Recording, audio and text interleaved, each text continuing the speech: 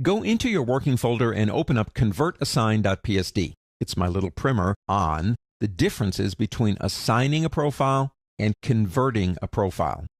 Now, if we have an image open, a photograph, even this, we can go up to the word Edit on the pull-down menu, and we can go down here, and we have an Assign and a Convert. Now, there's a lot of misconception about those two, to be honest with you. Some people feel Assign is a temporary thing, and that Convert is a permanent thing. And in a sense, that's true.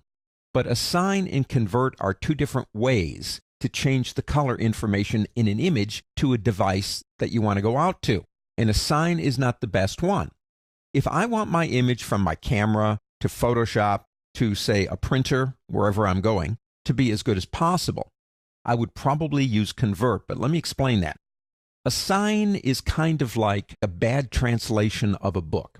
I've got a lot of nieces and nephews, and I make things for them for Christmas, or I assemble them. Do you ever see those instruction books that come with some of the stuff? And it comes from overseas, and they use a conversion program for the language, and sometimes the language just doesn't sound right. When you use Assign, it's kind of like using a poor translation program. When you use Convert, it does a better job. Let's go to the word Window and go down to Info. Now here is the Info area. I want you to keep your eyes right here on RGB. Now if I come over, you can see the RGB values of that block are 104, 158, and 186. This one's different, and that one's different. Okay. If we go up to the word Edit, now that we've got that open, and go down to Assign first. Basically, our choices are Don't Color Manage the Document, Working RGB, and Profile. Turn Preview on, and change it to something else. Now you can see, let me turn this on and off. It does change. The image has changed its color based on that. But I want you to look over here. It says 104, 104, 158, 158, 186, 186. Those were the original numbers. This is why I don't like Assign. What Assign does is it doesn't physically change the color information numbers. It tweaks them to make them something else. And that's a poor translation. Let's get out of here. Let's go into Edit, and this time let's go into Convert to Profile. Now at the top, that's the source space. That's the one it was born and drove in with. This is the destination space. Now if we come in here and say, go out into US Web-Coded Swope Paper V2, you see what it did over here? It didn't duplicate the colors and just actually say, okay, they're now this.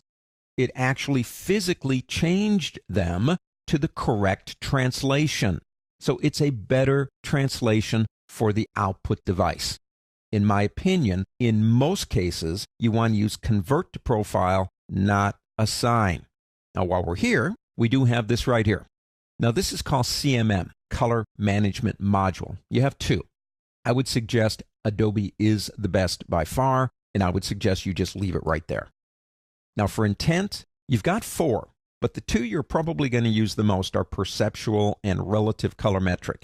Saturation and absolute are really for very specialized kind of things. But what does it do? How do I map out colors I can't print, the out-of-gamut colors?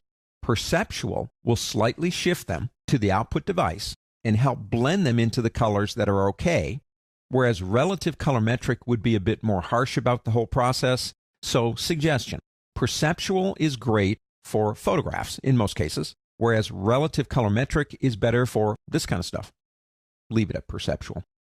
Use black point compensation basically says take the darkest area of my source document and map it to the darkest possible ink in the destination. That's usually a good thing to leave on.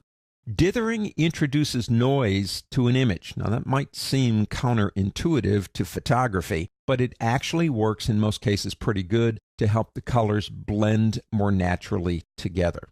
On something like this, you'd leave it off. Now, we don't have any additional layers. However, things like blending modes and opacities, when introduced into multiple layers, can look different when the image is flattened. So it's saying, do you want me to do that? Now remember, if you do, it does flatten the image and you lose control. So make sure you want to do this. But I would suggest this.